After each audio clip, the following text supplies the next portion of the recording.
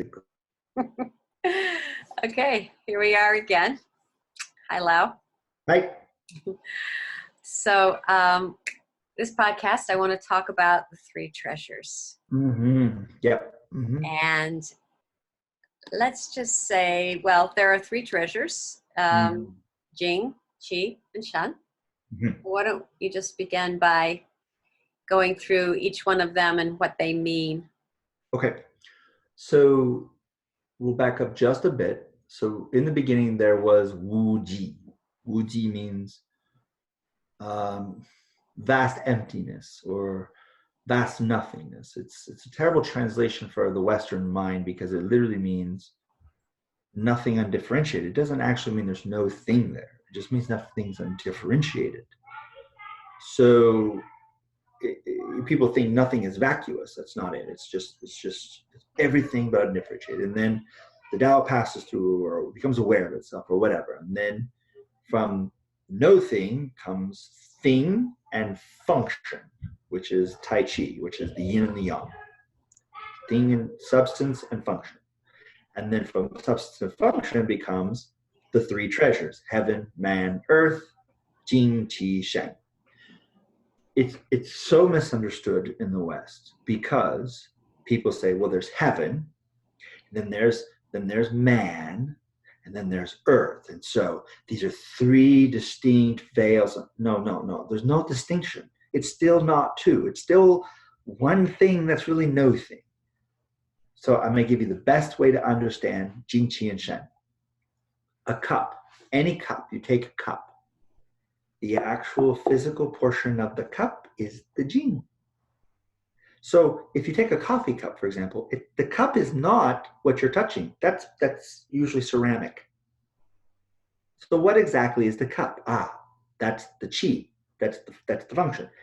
It's the shape that the ceramic is in. Because see, we cup our hands. So a cup is a shape. It's not the actual thing. We call it that, but it's not. And so the function, so the Jing is the actual ceramic. The Qi is what do you do with it.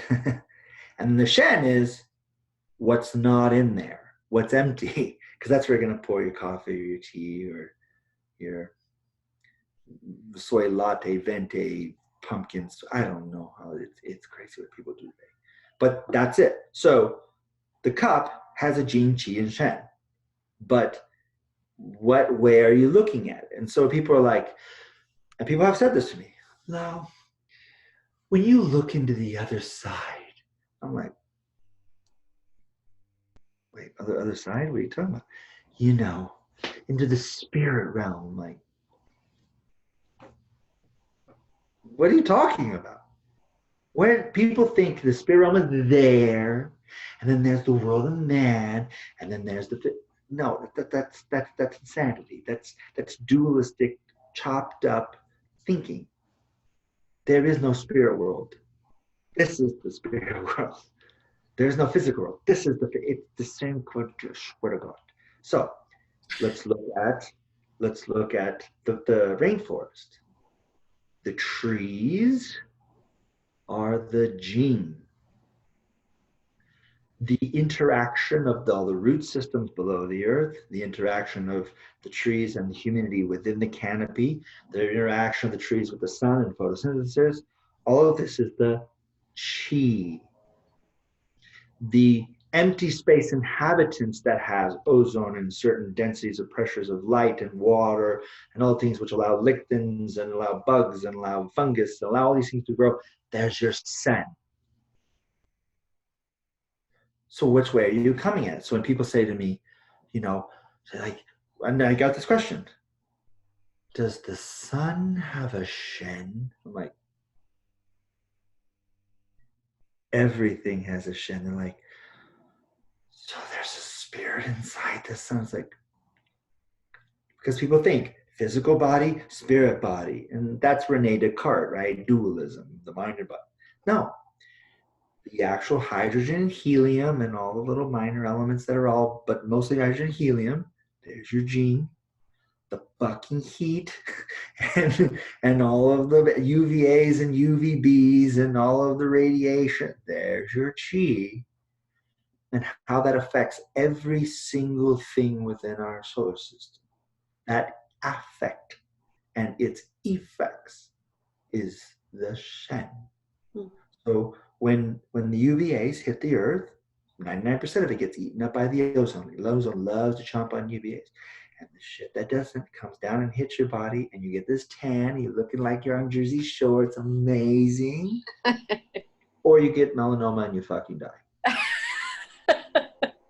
Okay, so wow, that was a very wide explanation. Can you simplify it in just our bodies? What would we be? That's the macrocosm. Right. Heaven and earth is the macrocosm in our body. The physical stuff we are touching is the gene, but it isn't just what you know, because most people are completely medical illiterate. Every gland you have, all the production of the glands, whether it's an endocrine or an exocrine, all of your organ systems, all of your tendons, sinews, ligaments, all of your synapse, dendrites, all of it. And their ability to function, not what they produce, and their ability to function. That's all your gene. When they're producing, the balance of hormones, like zinc has to be a certain level, and copper and zinc balance each other out. Too much zinc, not enough copper, and vice versa.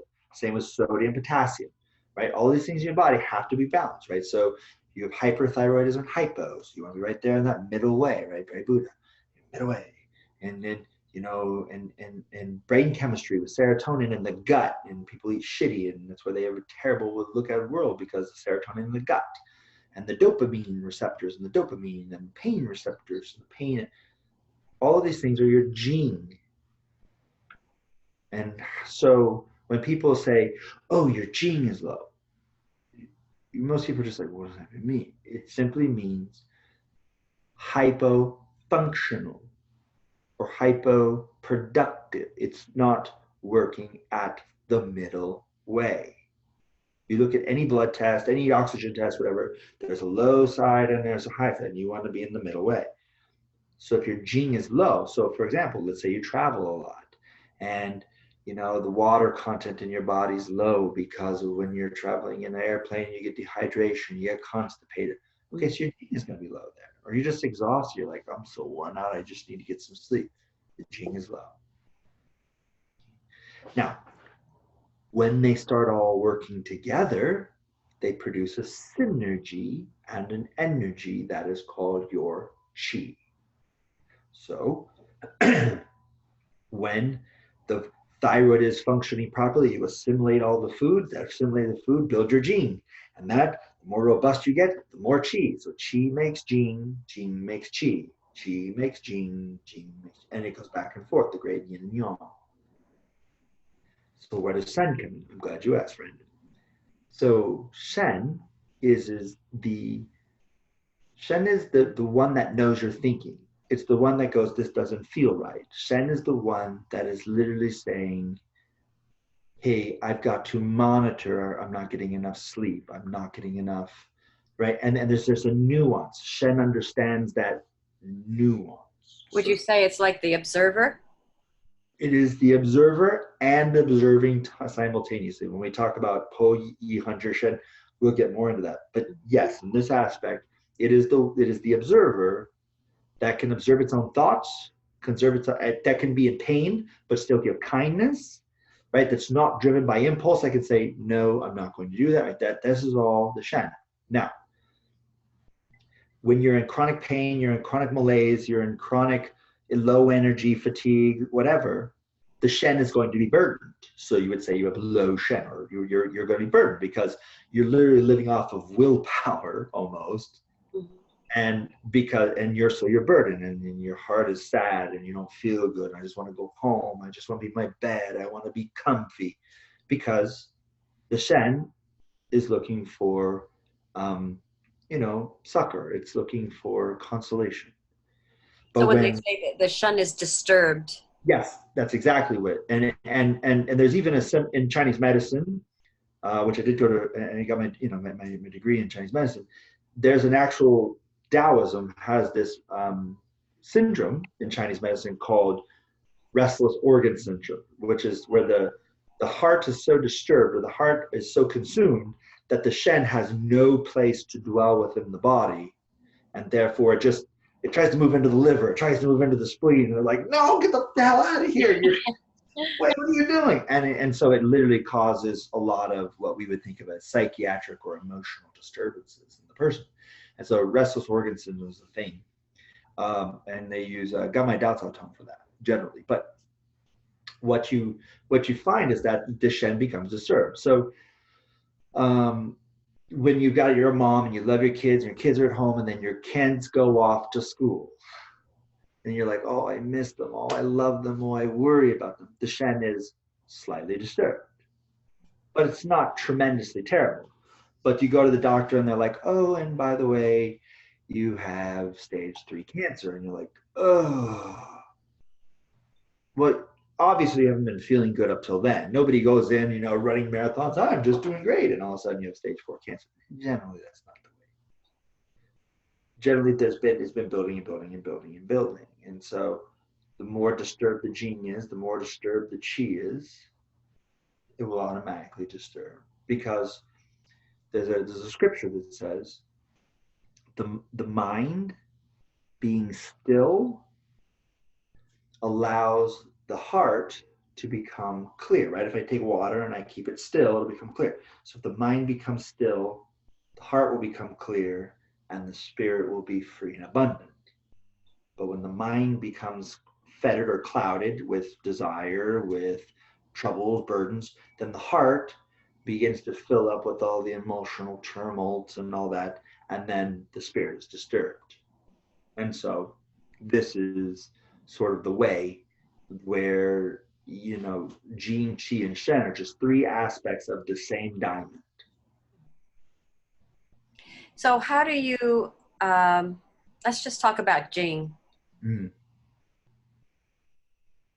We, at least one of the one form of Jing obviously is sperm and the egg. That's a generative energy. Yeah. So tell us how you lose Jing, how you can rebuild it, and why would you, or if you can rebuild it, and how would you take care of your Jing? Let's put it that way. Okay, so historically, I get this question a lot, especially when guys are like, is there any way to do the internal alchemy, but I don't have to, not orgasm? And it's like, looking for loopholes, man. So the ancient Taoist text will say, a man's Jing is in his semen, and a woman's Jing is in her menstruation. So a woman should stop menstruating and return, slay the red dragon, and she'll return to her Jing. And a boy should tame the white tiger. And historically, yes. But people, again, you have to look at things socioeconomically. You have to look at it politically. You have to look at what was happening when these things were said. This isn't just said in a vacuum. This isn't a pan, right? Because the Comte de Saint-Germain, I'm pretty sure, was still having orgasms. But he actually made the Philosopher's Stone, right? So Nicholas Flamel is the same thing.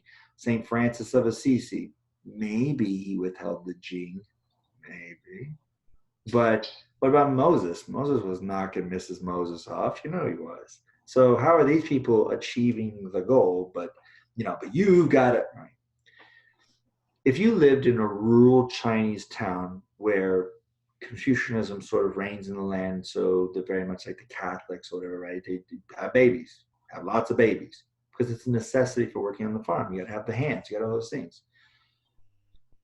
Drinking and having sex are really your only outlets if you're poor in a rural or in even just middle-class place. That's it. That's all you got. And so when people are like, well, maybe you should go without, it's like, when that was said, people were having sex like 3, 4, 5 times a day. You're looking for anything to get out of the doldrums and the morass. I mean, your world was fucked. And it's not popular, but the lower on the socioeconomic scale, the more children people have. And the more educated and prosperous you have, the less children you have.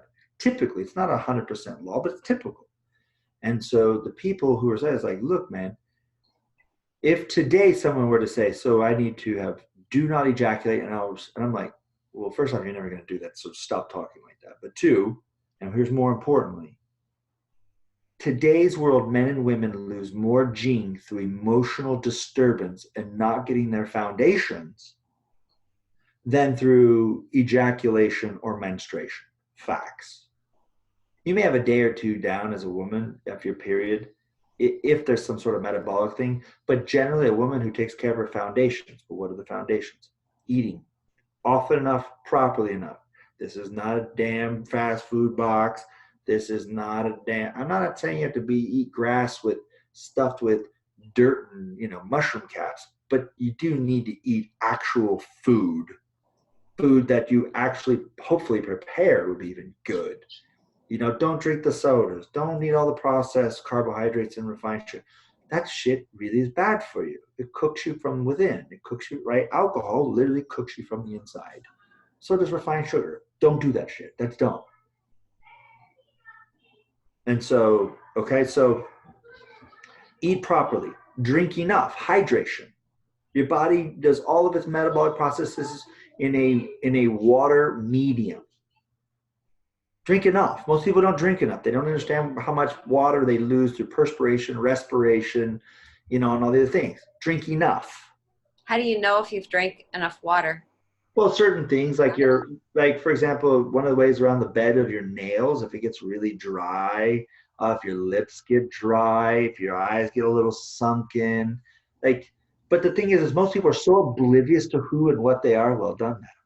Right? Most people, are so oblivious to where they are that they're like, how would I know that? Like I had a student of mine, he's like, literally, I don't drink like anything all day long. So it's like, so I told him to set he got a watch, set the alarm, and every time the thing goes off, the alarm goes off, like every 45 minutes to an hour, he takes a drink. So he's drinking literally 10 to 12 glasses of water every single day. Changed his whole outlook on life. But he was never drinking before. Just one little thing. Another one is sleeping enough. Enough is not length. It's not 8 inches. 8 hours. Sorry. We're not talking about you, sir. Too kind. No, we're not talking about 8 hours. It's not a length thing. It's a depth thing. You have to get deep enough. No. You're talking about the girth of your sleep. Is that? I hear. When somebody said, it's not the size of the ship, it's the motion of the ocean. True, but you're not going to war in a dinghy, right? You're going to. Anyways, I digress. But no, it's the depth of sleep. Are you getting deep enough in your sleep? Are you getting into that REM where the human growth hormone and all the the primordial hormones are there for regeneration of telomeres and all those things, right? Most people don't sleep enough. They're looking at their phones until they go to bed, so the pineal is not calming down, making melatonin. It's just all kinds of bullshit. They're on Ambien or Abilify, right? Then there's another one's rest. Turn the mind off. One time I had a group of Taoist students at my in-person Tao class. Was 17 of them. They're like, if you could give us one thing to do right now that would help us to just really get to Tao. I'm like, well, there's a scripture written by the Taoist immortal Samuel L. Jackson, which is the scripture called "Go the Fuck to Sleep." Yes, I know that book. It's a great scripture. It's like one of the best scriptures I've ever heard in my life. But go to bed, get some rest. But rest is also the mind. Shut off your mind. Yeah. Stop running around in your goddamn head all day. Stop playing. Oh, I can't believe she said this to me. Her, she's gonna stop. That's lowering your gene faster than you could be a spider monkey and rub out 3 or 4 loads a day and still not lose as many gene as over that bullshit. So how do you turn the mind off? Well, first off, and I personally teach this in many ways, depending on the person, because every person comes to me different. But the first thing is stop being so goddamn self-involved. Because people who generally cannot turn the mind off, the word I, me, or my comes out of their mouth fucking implicitly all goddamn day. Shut the fuck up. You are not that integral. It doesn't mean that you neglect yourself. It doesn't mean that you're not worth anything. It means the world is not about you. Your life is not about you. Go find something you can do for somebody. And it doesn't have to be grandiose. You don't have to build a Hanging Gardens of Babylon. Go read to children whose parents are too busy to read to them because they have to make a living. And so go be that person. If you got time to sit in your head, go read a fucking book. Might learn something your damn self. Go take a rake and rake the damn graveyard, over old people's graves and stuff like that. Maybe their family can't or won't get out there. Give some respect to them. You can do simple things. It doesn't cost a damn dime. People say, I don't feel like it. And that's why you're never going to get out of your head. Of course you don't feel like it. But do something other than think of your goddamn self. And most people do it because they feel like shit. It's a self-feeding cycle. They're so tired, they're so ran down that the body and the mind is sort of going, hey, we need rest. And it's like, I need to do something for myself. And it's like, no, what you're talking about doing something for yourself is called indulgent. Stop being so fucking indulgent. Start really caring about people. There are places, go to the public library, say, I would like to volunteer to read to underserved kids. And let them come and tell them stories. Tell stories about Stillwater, the panda. Those are great Zen stories for kids that are completely useless and worthless, but still Zen. All right? Or whatever, read Nietzsche, I don't know. But, it takes $0. It takes 0 cents to be a decent human being. But I tell you do that, and you won't be stuck in your head. You'll be able to sleep with yourself at night. And then you have to learn to relax. Relax is like being lackadaisical, lackadaisical. But this is about being carefree. Stop carrying the weight of the world on your shoulders. Somebody once said, literally, if you resign as general manager of the fucking universe, your sanity will return. Calm down. You're like, well, yeah, but you know what they're doing to the environment? Okay. And you being a neurotic fucking mess is doing what? If you really believe in climate change and all this stuff, and that's really your thing, which is fine. God bless you. That's your thing. Why don't you be a good ambassador for it? Why don't you listen to and understand and appreciate the place for the other person, and then be a good ambassador, a good statesman, a good diplomat, instead of being a conquering general? I will make you do it, because now you're just making more war. You really believe in peace? You really believe in the ecosystem? Be a good ambassador for your goddamn side. Explain, listen to them. They have valid points. They're not idiots, but they don't see the world the way you see it. And maybe in the face of new information, maybe your views change, but then theirs will too. Right? This is relaxing. This is letting go of this constant angst, because that's where your gene meter, that is just. Lao, don't you think, in a way, the way that our economic system and especially our media system is set up to get your attention, so it's always got to be something to it has to be afraid, be very, very afraid. I call it fear porn. Yeah, it is because it's true, and this is 100% accurate no matter what side of the aisle you're on. Happy people don't buy shit. And if they do buy shit, it's like something broke. But happy people generally just want to love each other. People who are afraid have to buy the next latest thing to help assuage the fear. So you have to keep people in a constant state of what the fuck. So in that particular paradigm, then, the other act of revolution is channeling your inner Dave Chappelle, or channeling your inner Hunter S. Thompson, being like, I have 0 fucks to give. Like this is my Tao robes, and I've got this pocket here. You might be able to see it here if I just, see, I keep all my fucks in this pocket. And I get other Taoists who are like, stop saying Taoism is not Chinese, and this is, you're crazy. And I'm like, I literally have no fucks for whatever you're telling me right now. Like, just not. I see you doing that. I don't care. I don't care what you think about the way I feel or live. I don't care. I hope you well. I love you. Whatever. But I have 0 interest in making sense to you, and I sure the fuck don't care whether you like the way I live or not. Because I got to do this. You don't have to do this. I have to do this. And if you're like, but I'm triggered, then get the fuck out. See, I think that's what's really hard is that we want to be liked. We want to be validated. A lot of us are people pleasers. Sure. How in Taoism, how do you get beyond that place where you are looking to other people for validation, for love, for... You have to be honest. Radical honesty is how you do it. And most people don't like radical honesty. But I'm going to honor you right now and help for you, because I should help for you.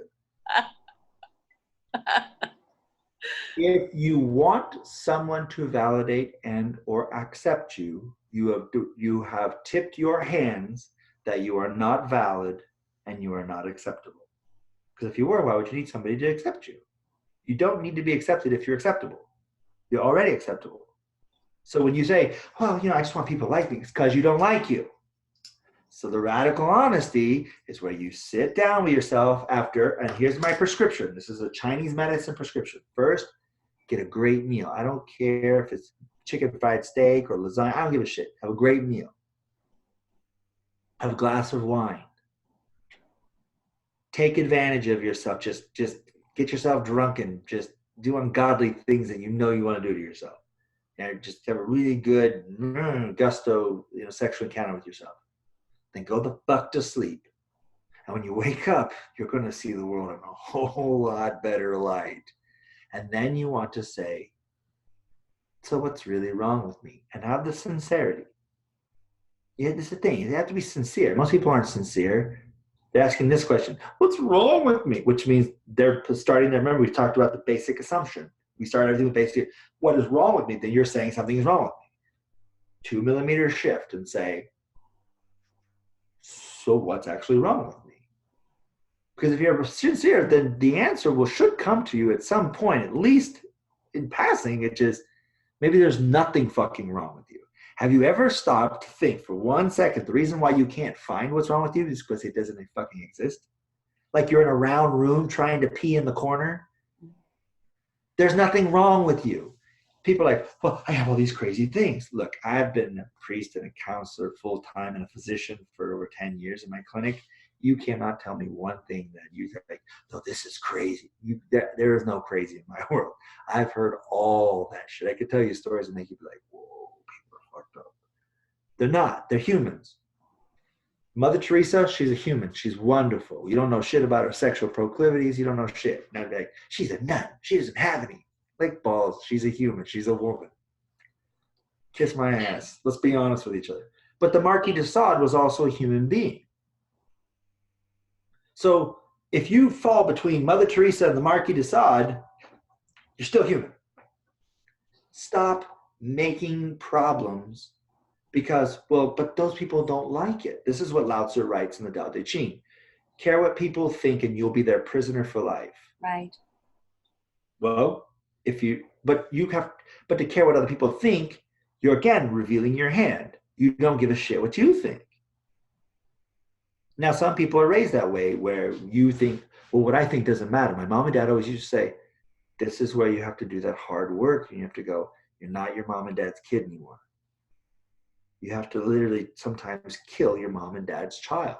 Not for everybody, but for some people, if your mom was a crackhead and you grew up, a father was abusive and molested and all, you may have to kill your parents' child because your parents, the child that was conditioned by those people doesn't serve your life path. So you have to kill your parents' child. I'm not my parents' child. And so I had to sort of create my own through life and my own decisions and doing a lot of dumb shit. I had to decide who I am. But when I did that, I realized it didn't give me a lot of friends. But I liked me, so I don't give a fuck. I do. I like me 100%. I can be alone by myself for a day, a month, a year, not talking to anybody. I'd be just as happy as the day is goddamn long. I can sit by myself in a dark room for weeks. Might not want to walk in that room, and at the end of it, be like, oh my God, like, shouldn't have walked in. This is me time. But I've decided that if I have to live the next however many decades with me, then why the fuck would I care about what somebody else thinks when they don't have to live with me? And all these people, like I had a woman, you know, she came to me as a patient years ago, and she's like, social media is bothering me. And I'm like, social media is not bothering you. You believing the bullshit. Everybody on social media who looks happy are lying bitches. Because happy people aren't on social media because they're being happy. The motherfuckers who have to push it on social media to be happy, they're not happy. They're just putting that out there so everybody thinks they're happy and successful, but they're really at home crying and probably reading the Heart Sutras.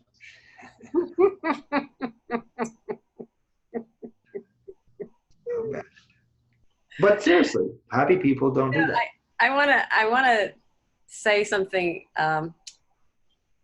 about the male and female aspect of these of what you're talking about.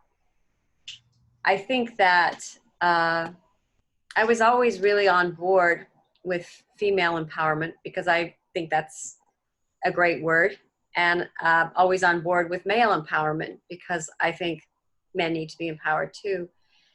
And within Taoism, everything is a balance, right? And so to blame one for the other or the other for the, you know, when there's blame or when there is contempt or, you know, I guess what I'm really trying to get at is, as a woman, for me to say to a man, you are keeping me from doing this, is not taking enough responsibility for my own empowerment.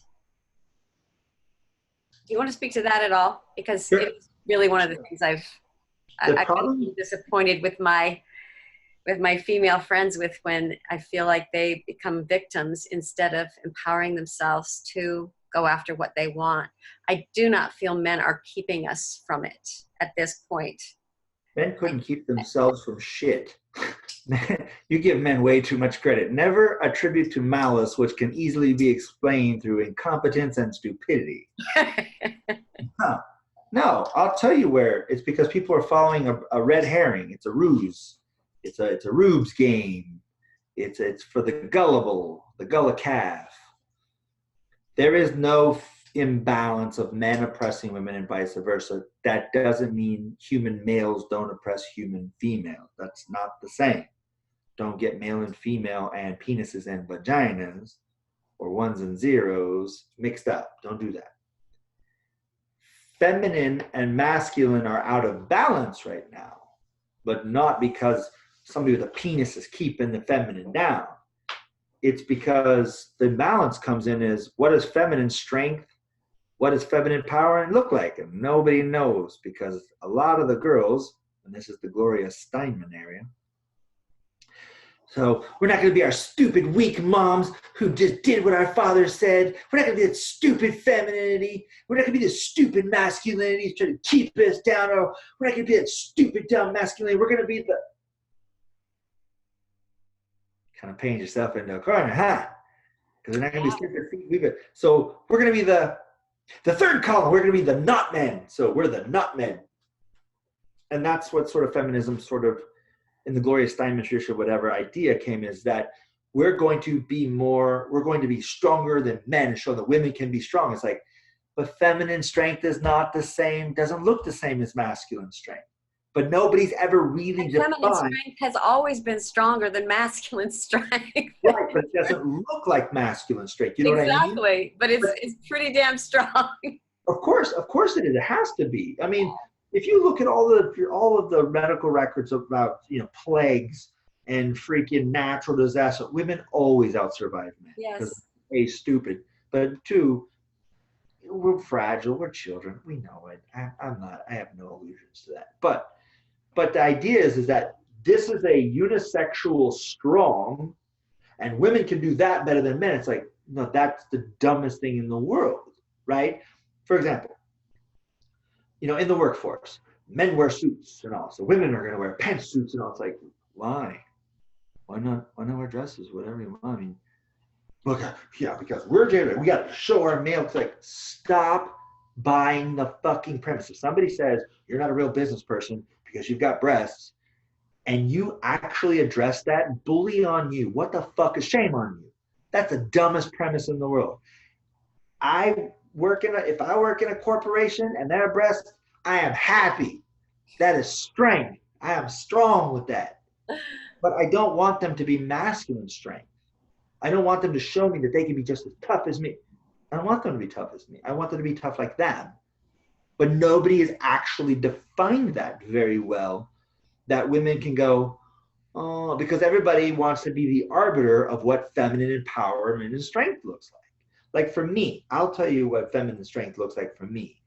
Mother Teresa, in a way, had that real feminine strength. She wasn't trying to be a dude. She wasn't trying to out. She was tough. She was an asshole to a lot of people. The church was like, get the fuck out of India. She's like, nope. Like, no, seriously, get the fuck out of India. The leprosy. She's like, I'm not leaving. I don't give a shit what you say. She was just she's this very mama bear. I'm not leaving these people. And they're like, well, we'll kick you out. And she's like, I quit. Fuck you. How about that? You leaving now? The UN was like, get out of there. She's like, I ain't leaving. Kiss my ass. That's a very feminine strength. This tenacity to love regardless of personal cost. It's very feminine. Masculine has a version of that, but it just looks differently. And women haven't really defined for themselves, because it's not a narrow thing like masculine strength is narrow. Feminine strength is very broad. And so to me, Jane Seymour, for example, I can see her as a very strong woman. But I don't see her, putting on the Xena warrior princess, bravado either. And Sophia Loren was a very strong woman as far as I was concerned.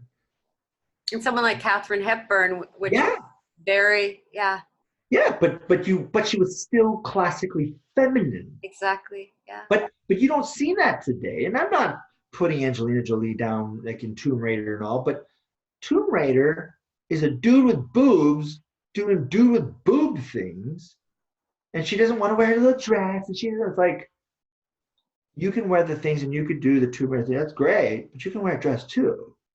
If you're a woman and you cannot wear a dress because I'm just not. What? I will not make a blanket statement for all women, but I will say this: if a woman tells me that there's no part of her that wants to be soft and pretty, she's got real fucking lying to herself issues. She really needs to deal with that, because it's bad for the psyche, it's bad for the heart, it's bad for the body, it's bad. Masculine strength is not Conan. That's dumb. Conan was not smart in his younger years. Later, he became the wise king because his testosterone dropped and he didn't have testosterone poisoning. But masculine strength would be the guy who takes the stand. Like the guy, I'll give you a very typical one, and obviously the Chinese government will hate me for this, but the guy in Tiananmen Square. I had a lot of respect for that guy. I don't care about his politics. I care that the dude just stood there. He's like, I'm not backing down. Tank, fuck your tanks. I'm not backing down. Right? The guys who go into burning buildings to save children and then hold the children and cry. So you see the guy running in the building like masculine strength, but the guy sitting there and just crying, holding the child or holding the kitten or whatever, and his tears. That's masculine strength too. We just don't glorify that. But vulnerable. You have to be strong to be vulnerable. Vulnerable is not weak. Vulnerable is strong, but we don't have a lot of displays for that, because again, you get people happy. You don't have an economic engine. Do you think women are afraid to be vulnerable now? I mean, in terms of wanting to be stronger? I would say that's a true story. On the face, obviously, these are concepts that if you really have to, like somebody could say, well, you said, no, I don't say anything. Yeah, and I'm just saying sort of in a general way when we're looking at... I say it that way, and I don't think it's men. I think it's women. Women are catty and fucking evil to each other half the time. 99% of the shit that women go through that's so tumultuously upsetting has more to do from other women than men. Not that men don't contribute. And I'm not downplaying men's bullshit. I'm not. But women are fucking evil. And I've been there where a woman said something to another woman, and I didn't think it. I was like, what? That's normal. And there was like icy chill. And I was like, what happened? And they explained it to me. I was like, really? Like, really? And it was crazy. And, you know, being a dude, I don't get that shit, but I do get that it happens. And so I think vulnerable, because women, especially like with, you know, social media and junior highs and all, it's very hard to be vulnerable because you show weakness, you show an opening. These mean girl type people, they're gonna fucking exploit that shit, and you're gonna, you know, it takes a real revolutionary heart to get up and say fuck you to this, to the status quo. And most people don't have it. Joan of Arc had it once, but I don't know. That didn't really turn out well. Do you think that we are at a precipice of waking up to this a little bit more, or do you think that we still have a long ways to go? No. It's a cycle. It's a circle. Everything's the universe. Everything circles. You know, we lost a lot of what really made us be special, which was the Age of Enlightenment, right? The principles of the Enlightenment. We need to return to those. I've heard on many platforms and many people talking about it, but Taoism has been saying this forever. The yogis talk about this with the yugas, right? We need to go to the golden yuga, right? Well, this is what we're talking about, the Age of Enlightenment, the Ming, you know. And what that is we have to get back to reason. We have to get back to these concepts of, just because you can doesn't mean you should, right? They just clone cats now in China, and they clone children. It's like, whoa, just because you can don't mean you should, man. Pump the hay brakes. But yeah, it's really about, we're coming around, right? So you have the greatest generation. Yeah, we're so amazing. Then their kids come around and they're a fucking train wreck. And the reason why? Because you know you're never going to be the greatest champ. That was it. You're on the downslope, man. I mean, what in your life matters as much as your mom and dad? Your dad left at 16 to fight in the war, and your mom got the rivet gun, and she's doing the things, and we went through the depression first, and we know hard, and now there's this great attitude, and we're going forward. And now you're a baby boomer, and you're like, literally, what the fuck in our life matters? There's no Hitler. There's no Goebbels. There's no Great War. There's no Sauron in Mordor. None of this exists. The most they had to be upset about was beehive hairdos, and then eventually Vietnam came and was like, yeah, we'll be against that. And it's like, wait, hold on. Hippies are peaceful and loving, but if you don't ascribe to their peaceful and loving, they'll burn you alive. I mean, hippies were violent as fuck. I don't give a fuck what anybody says. I'm from San Francisco. No. Hippies are mean. Hippies are nice, but they're upset. They want that. They're born from a generation of, and now they got to do this whole counterculture thing, and and you got these people who want to bring down the government because they lied, and all kinds of things, and then disco and polyester. It's a mess. Just blue eyeshadow in the 80s. What the fuck happened? But now you have kids and the millennials, and you have the people today, and Gen Xers in some ways, who it's like, you got these fucking crazy people who don't, they can't. Ben and Jerry are still fighting the man, but they've been the man forever now, and everybody's, I've got 70-year-old, students who are like, well, I can't really, get behind any of the government, on the Republican side because of this and that. And I'm an old 60s kid, and, I'm like, hey, man, seriously. Altamont is over. Haight-Ashbury is gone. Joan Baez not singing anymore. Jim Morrison dead. Stop. Grow the fuck up, would you? But he's still fighting the man. He's still sticking it to the man. I'm like, you're 70 years old, bro. When do you hang up your fucking cleats? When do you put the rifle back on over the mantle, and go, calm the fuck down? But these are the people who are like, we want peace. And it's like, I like pork chop recipes, but I'm not going to a vegan. Fuck are you going to these people for peace when all they know is revolution? All they know is counterculture. It's the most intellectually dishonest part of what's gotten us here. And so now millennials, they've been told about rights. They've been told about all the things they're entitled to, but they've been missing one thing: responsibility. Every right is predicated on responsibility. Women want empowerment, then they have to take responsibility for what that means to be a woman. Yeah. Not what somebody tells them, but they have to. Men too. Men want rights. I want to feel safe. I want to be respected. Okay, you have the responsibility of being respectable and contributing to something other than your own fucking self-indulgent self-nature. So we're gonna end with this one, but this is we've kind of gotten a little off Jing and Chi, but this has been very interesting. So right now, Elon Musk was saying that basically we're cyborgs in the sense that we have our cell phones, and just all that information is on the outside, but pretty soon it's going to be on the inside.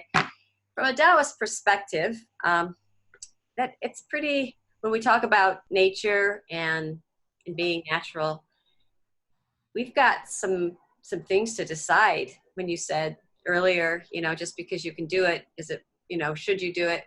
How do you see AI and the way that we're going forward as humans, if we're even going to exist? I think, who was it said that humans wouldn't even exist 200 years from now? What's his name? The physicist. Brian Cox or no, he just passed away. Stephen Hawking. Yeah, Hawking. Yeah. So 200 years from now, he didn't think that humans would even exist. So what do you think? Okay, so I'll be very succinct on this, and I'll keep it to Jing, Qi, and Shen. And all the stuff I've been talking about do form that Jing, Qi, and Shen. The Jing is low, the body's low, the energy is disturbed, and so our Shen is low. It's a simple way of looking at society. Anything that keeps us from understanding our own personal nature is just adding more cards to a house of cards that's going to come crashing down. There will be humans in 200 years because we're too dumb to actually really destroy ourselves completely. We're just too dumb. I mean, people are like, we're fucking this world up. You don't know enough to fuck this world. Calm the fuck down. I promise. I promise. You relax. You don't understand a planet. This planet is not small. I've walked almost all this whole fucking planet by myself. I've literally walked 50 countries. Holy God, I swear on my life, this place is fucking almost empty. If you really go out there, do not take my word for it. Get your shoes on, go walk. You will see what I'm talking about. But everything that gets in the way of us understanding our nature, both as a physical being, as a rational thinking being, and as an emotive spiritual being, everything that keeps those things divided is just putting more cards in a house of cards that's going to fall, and it's going to take us back to zero, and then we're going to start up again. There are 7 supervolcanoes on this planet. 3 of them are on this continent, the southern North American continent right now. 1 goes, we're in deep shit. 2, 600,000 years ago, 2 of them did blow. It took us down to 1,000 breeding pairs. 1,000 what? Breeding pairs of human beings. Guess what? Here we are. The only way, W-A-Y, capital W, the only way we as humans go forward is the way. There will never be any variance from that. We can pretend like, oh, we've mastered this and that, we've mastered shit. Measles is coming back. Measles never left. You just didn't have a high enough statistical number to give a shit. But it ain't going nowhere. Neither is smallpox, neither is Ebola, neither is plaid. It's here. Yep. AI is just another level of us trying to become self-aware. Will it ever work? Maybe. But what will it do? It will complicate things until we come to a position in our life where we understand. If you do not come to understand your nature. Now, AI may teach you your nature through oppression, because we seem to want to learn through the fucking hard things, right? You read Alexander Solzhenitsyn's Gulag Archipelago, you're like, holy fuck, it's like, yeah. But there were so many people who knew what Lenin and Stalin and Marx and all were. They knew. Nietzsche was very clear about that. Dostoevsky was clear. Shit still happened. Why? Because people learn the hard fucking way half the time, if not all the time. But guess what? No more Gulag Archipelago. No more Stalin. It's just going to take another form and do something else. It's just waves, ups and downs. AI may just be another next Stalin or Mao, maybe. But as soon as Mao died, Peng was like, fuck that, we're not doing that shit. And now it's just back to business. I always think when Mercury goes into retrograde and the computers and everything go all wonky and haywire, I just think if AI ruled the world, there would be a period of time where it would just be out of control. Sure. Yeah, absolutely. But it has to be out of control because there's a time when it'll be in control and have to be, right? This is the constant oscillation of order and chaos, right? So the yin and yang at its fundamental, black is chaos, white is order. And it goes back and forth between the two, right? All the time. So yeah, will AI make things better or worse? Neither. It'll just make it more complicated. But in the end, everything runs on the way. So even AI will still have to live in the way. General relativity theory still lives in the way. Nothing changes. It's just we get ourselves into pickles and then go, okay, we've invented the nuclear bomb. Well, we have no nuclear war. Oh, we could have it. We could have baby ducks coming out of our ass too. I don't know. Come on, man. Could is not the same as is. But we complicate it, and all it's done is it's just magnified and magnified and magnified our own nature. Nothing different than what Genghis did, nothing different than what Marcus Aurelius, nothing different than Confucius, nothing different than Abraham, nothing. We're the same species doing the same dumb shit in different mediums and milieus until we eventually come to understand, stop trying to control the world, control yourself, control your nature. But we're so caught up in it. It seems like every culture, if you go back to history, thought it was the end of the world or the end of days. Always. Yeah. Always. The Sumerians, they knew those goddamn Anunnakis they know it. Sargon the Great, we got the Akkadian Empire. Oh shit, that's gone too. Mojang, oh goddamn. Relax, Crutchy. We are not nearly as fucking imaginative. We just do the same dumb shit over and over, and somehow we're still here. So there's a funny anecdote that kind of goes with this, but it's Napoleon conquers half of Europe, gets to the Vatican, and he goes to see the Pope, and the Pope's like, gives him audience, and he's like, look, I've conquered half of Europe. I'm on my way to conquer the other half. As soon as I do, I'm coming to destroy the church. I'm coming to just lay waste to the Christianity. And the Pope laughs and walks away. And he's like, don't walk away from me. Don't you turn your back. And he's like, look, if Christians couldn't fuck up Christianity in the last 2,000 years, you got no chance. It's basically that way with everything that we think is facing us today. Everybody's so sure. But if we haven't fucked up this planet in this amount of time, trust me, calm down. And people are like, yeah, but the carbon and all. Calm down. You cannot fathom the processes in place. So let's end on this one question. How does someone find their true nature? How does somebody connect with that? You have to be able to be honest with yourself. You have to be able to stop looking to other people to say what's okay and not okay for you. You have to get these real come to Jesus, honest look at yourself, right? Byron Katie, we talked about before, she has certain methods for it. Jungian psychology, Ericksonian psychology. I mean, there's a lot of really good inventory ways, but you got to be honest with yourself, right?